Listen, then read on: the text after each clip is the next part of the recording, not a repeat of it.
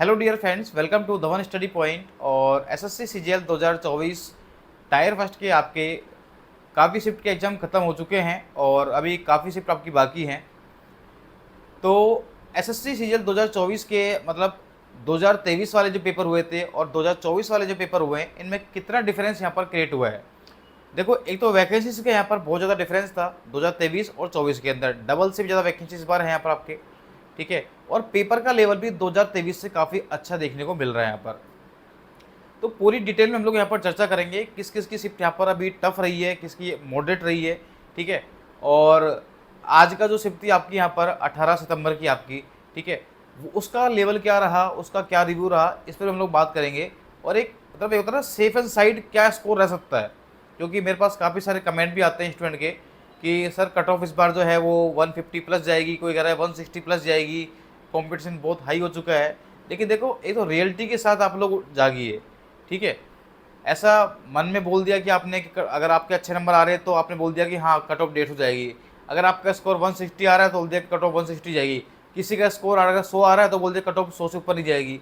तो ऐसा हर किसी को लगता है और हर स्टूडेंट को अपनी शिफ्ट यहाँ पर टफ लगती है।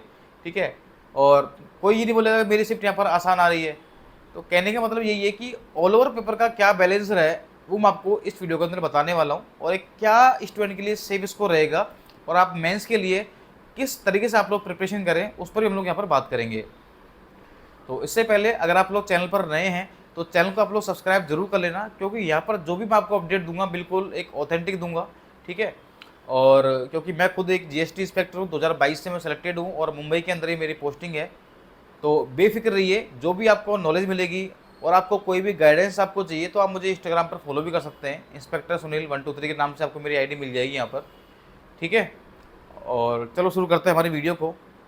देखो, सबसे पहले तो अपना एक टारगेट फिक्स होना चाहिए। अगर आप किसी भी एग्ज़ाम के लिए तैयारी कर रहे हैं तो हमारा एक टारगेट फिक्स होना चाहिए। जैसे जब मैं तैयारी कर रहा था तो मेरा एक टारगेट फिक्स था कि मुझे एक यूनिफॉर्म वाली पोस्ट लेनी है, जैसे कि जीएसटी इंस्पेक्टर। ठीक है, आप यहाँ पर एक कैप देख पा रहे होंगे। तो इस कैप के लिए, इस यूनिफॉर्म के लिए मैंने मतलब फुल डेडिकेटेड था मैं, और मैंने प्रिपरेशन की और फाइनली मुझे टाइम लगा, 3 साल 4 साल मुझे लगे यहाँ पर। ठीक है, अगर आप किसी भी चीज़ को बिल्कुल दिल से चाहोगे और दिल से आप मेहनत करोगे तो आपको डेफिनेटली मिलेगी मिलेगी।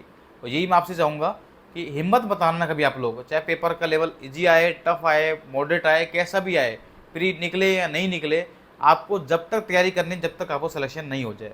ठीक है, तो सबसे पहले बात करते हैं। देखो, आज की शिफ्ट की बात करता हूँ तो आज आपका पेपर हुआ था 18 तारीख का, shift first, shift two, shift three. Shift first आपकी जो पेपर था वो मॉडरेट था, shift two easy to moderate कर सकते हैं, और 18 तारीख की जो शिफ्ट थ्री थी आपकी वो बहुत ही टफ पेपर पूछा गया है। उसके अंदर मैथ भी काफ़ी कैलकुलेटिव पूछी गई है, रीजनिंग के अंदर भी 2-3 क्वेश्चन अच्छे पूछे गए हैं, और जीके जीएस भी काफ़ी अच्छे लेवल की पूछी गई है।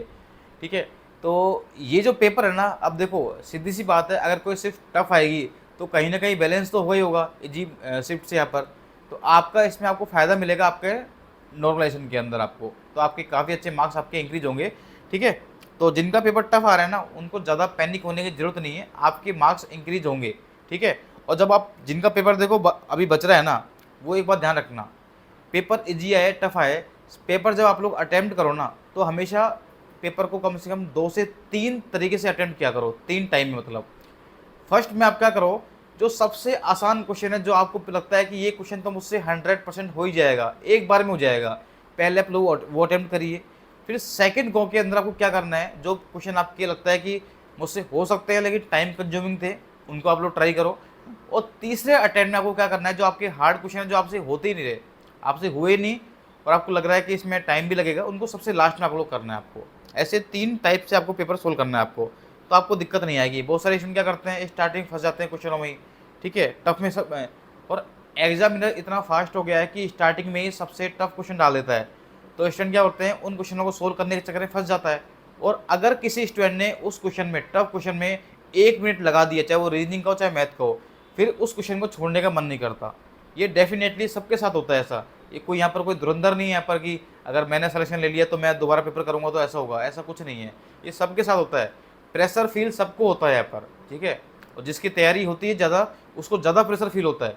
जिसने तैयारी नहीं करी है उसे तो कोई मतलब ही नहीं होता है, उसे तो एग्जाम देना होता है यहाँ पर। ठीक है, चलो, सबसे पहले हम बात करते हैं, देखो देखो एक तो आपके 9 सितंबर की बात करता हूँ मैं, तो 9 सितंबर की आपकी जो शिफ्ट थी यहाँ पर, वो लगभग ईज़ी थी, ठीक है। सेकंड शिफ्ट आपकी मॉडरेट थी यहाँ पर, और जो आपकी थर्ड शिफ्ट थी आपकी, मैं बात कर रहा हूँ यहाँ पर आपके 9 सितंबर की, जो थर्ड शिफ्ट थी वो भी आपकी ईजी टू मॉडरेट ही थी आपकी, यानी कि कह सकते हैं कि सेकंड शिफ्ट में आपके मार्क्स ज़्यादा इंक्रीज होंगे, ठीक है, फर्स्ट और थर्ड के मुकाबले।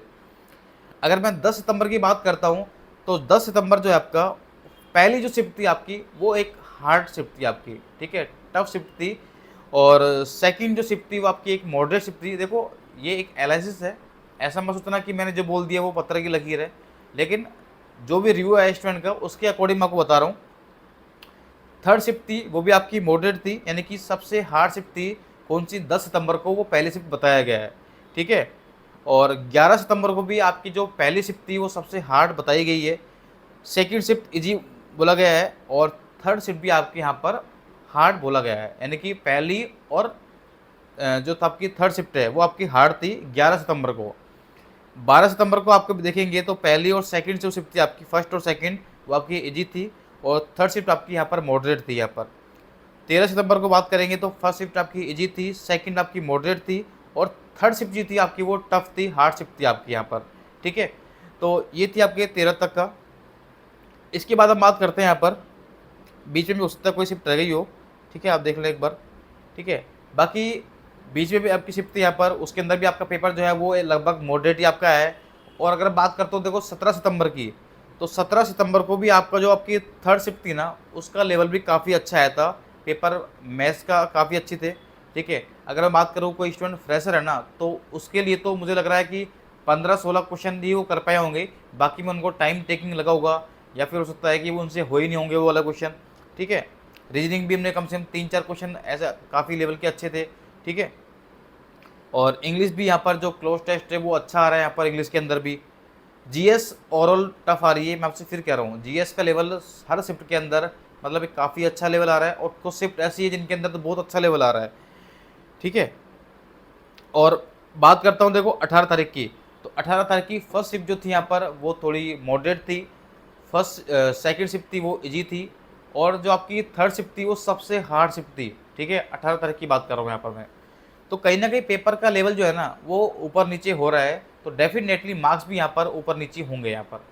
तो जिनका भी देखो, जिनका भी पेपर टफ शिफ्ट में आ रहा है ना, ये आप मान के चलो डेफिनेटली आपके कम से कम 5 से 10 नंबर के बीच में आपके स्कोर बढ़ेगा ही बढ़ेगा आपका। हो सकता है ये 10 से 15 भी चला जाए, ठीक है। तो मैंने आपसे पहले कहा है कि जिनका स्कोर कम बन रहा है ना, वो ज़्यादा पैनिक मत होना, हो सकता है कि आफ्टर नॉलेशन आपका स्कोर इंक्रीज हो जाए, ठीक है। अब बात है हम लोग यहाँ पर आपके सेव स्कोर पर। देखो सेव स्कोर तो मैं आपको पिछले वाली वीडियो में बना भी चुका हूँ, आप लोगों ने देख भी ली होगी। मैंने कहा था अगर आप जनरल कैटेगरी से है ना, तो 135 से 140 के बीच में बिल्कुल सेफ है आप लोग, आपको बिल्कुल भी टेंशन लेने की ज़रूरत नहीं है, ठीक है। लेकिन फ्री में देखता हूँ कि यूट्यूब पर बहुत सारे स्टूडेंट, जब मैंने वीडियो बनाई तो उस पर काफ़ी लोगों ने कमेंट किया कि कट ऑफ जो है वो 150 जाएगी। अरे भाई आपके नंबर अच्छे आ गए, इसका मतलब ये थोड़ी है कि सबके नंबर 150 आएंगे, ठीक है। क्योंकि कट ऑफ जो निकलती है ना, वो आपकी पूरा बैलेंस होकर निकलती है, लो स्कोर और एक हाई स्कोर उनका पूरा बैलेंस करके निकलती है कट ऑफ। तो याद रखना आपकी कट ऑफ 135 से 140 के बीच ऊपर नहीं जाएगी, किसी हालत में नहीं जाएगी। जनरल की बात कर रहा हूँ मैं यहाँ पर, ठीक है। बहुत सारे कमेंट में यहाँ पर स्टाम्प पर लिख के देते हैं कि सर मैं बोल रहा हूँ कि कट ऑफ जाएगी इससे ज़्यादा, और कुछ ऐसे भी हैं यहाँ पर जो बोले कट ऑफ 120 से भी नीचे जाएगी। तो ऐसा नहीं होता है, हमको लगता है कि हमारा पेपर अगर अच्छा नहीं हुआ है तो कट ऑफ कम जाएगी, ज़्यादा अच्छा चला गया तो कट ऑफ बहुत हाई जाएगी। ये हमारी खुद की राय होती है, और मैं आपको ये बात भी बोल चुका हूँ कि हर किसी को अपनी शिफ्ट टफ लगती है, कोई ये नहीं बोलेगा मेरी शिफ्ट आसान है, पहली बात तो, ठीक है। तो आई होप आप मेरी सारी बातें समझ चुके होंगे। और देखो मेंस की अगर हम बात करते हैं, अब बात करते हैं सीजीएल 2024 मेंस की, तो आप लोग अभी से तैयारी आप लोग स्टार्ट कर देना। जिनका पेपर हो चुका है ना उनके लिए बेनिफिट है, आप ये मान के चलो कि आपको एक्स्ट्रा टाइम मिला है स्टूडेंट से, काफ़ी सारे स्टूडेंट से, तो उसको आपको टाइम को क्या करना है, आपको बिल्कुल अच्छे से आपको उनको यूटिलाइज करना है आपको, ठीक है। जब तक आप क्या करो, जो भी आपके टॉपिक वीक हैं या जो टॉपिक आप लोगों ने नहीं पढ़े हैं, इंग्लिश के अंदर वोकैब है, सबको अच्छे से आप लोग उनको रिवाइज करिए डेली आप लोग, और फिक्स कर लो भाई वोकैब। बात करेंगे इंग्लिश के अंदर, इंग्लिश इंप्रूव करने का एक ही तरीका है, वोकैब को डेली याद करो आप लोग, और वीक में उसका पूरा रिवाइज करो, ठीक है। और मॉक तो लगाने आपको यहाँ पर, हो सकता है तो आप लोग न्यूज़पेपर आप लोग रीडिंग कर सकते हो, ठीक है। न्यूज़पेपर भी आप लोग वही पढ़ो, ठीक है। जैसे कि आपकी कोई स्टोरी हो, कोई आपके यहाँ पर आर्टिकल हो, जो आपको पढ़ने में मन लगे ना, आप वही पढ़ो, ताकि इंग्लिश पढ़ने में आपको हेल्प मिलेगी आपको अच्छी खासी। और मैथ की बात करता हूँ तो मैथ आप लोग एक काम करना, पहले पूरा सिलेबस कंप्लीट कर लो कहीं से भी। एक भी ऐसा टॉपिक नहीं होना चाहिए जो आपको नहीं आता हो। उसके बाद में ही आपको क्या करना है, प्रीवियस ईयर के सारे पेपर आपको वापस से सोल्व करने हैं। सारे क्वेश्चन आपको सोल्व नहीं करने हैं प्रीवियस ईयर के, आपको जो क्वेश्चन आपसे नहीं हो रहे थे ना, उनको बार बार आपको सोल्व करना है। उनकी जो कैलकुलेशन है ना, उनको आपको सोल्व करना है, ठीक है। और जितनी हो सके आप लोग जो कैलकुलेशन है उस पर भी आप लोग काम करिए। डेली कम से कम 15 से 20 मिनट आप लोग कैलकुलेशन पर काम करिए। उससे आपकी स्पीड बढ़ेगी, आप क्वेश्चन जल्दी अटेम्प्ट करोगे। ऑल ओवर आपका स्कोर भी आपका इंक्रीज होगा मैथ रीजनिंग के अंदर आपका। जीके जीएस की बात करता हूँ, देखो पॉलिटी, हिस्ट्री और आपके यहाँ पर जो होती है स्टैटिक जीके, ठीक है, और एक साइंस, इनको बहुत अच्छे से कवर कर लीजिए भाई। इनसे क्वेश्चन हमेशा आते ही आते हैं, बहुत शानदार क्वेश्चन बनते हैं इनके, तो इनको आप बहुत अच्छे से कवर कर लो। साथ में करंट अफेयर आप लास्ट 1 साल की पढ़ सकते हैं, ठीक है। तो कुल मिलाकर के ये है कि आपको मेहनत तो करनी ही करनी है, आपको अपने लिए, अपने सपनों को पूरा करने के लिए, इस यूनिफॉर्म के लिए, ठीक है। और जो भी आपकी ड्रीम पोस्ट है, ऐसा नहीं कि आपकी कोई जीएसटी इंस्पेक्टर आपकी ड्रीम है, किसी की कस्टम होगी, किसी की एग्जामिनर होगी, किसी की प्रिवेंटिव होगी, किसी की यहाँ पर इनकम टैक्स इंस्पेक्टर होगी, किसी को एएसओ लेना है, किसी को एमईए लेना है। जो भी आपका ड्रीम है ना, उस ड्रीम को ध्यान में रखते हुए आप लोग तैयारी करो यहाँ पर, ठीक है। जब तक टारगेट नहीं होगा तब तक मज़ा नहीं आएगा तैयारी करने में। बाकी मिलते हैं नेक्स्ट वीडियो में, तो चैनल को सब्सक्राइब जरूर कर लेना, सारी अपडेट आपको मिलती रहेंगी, सारा मोटिवेशन।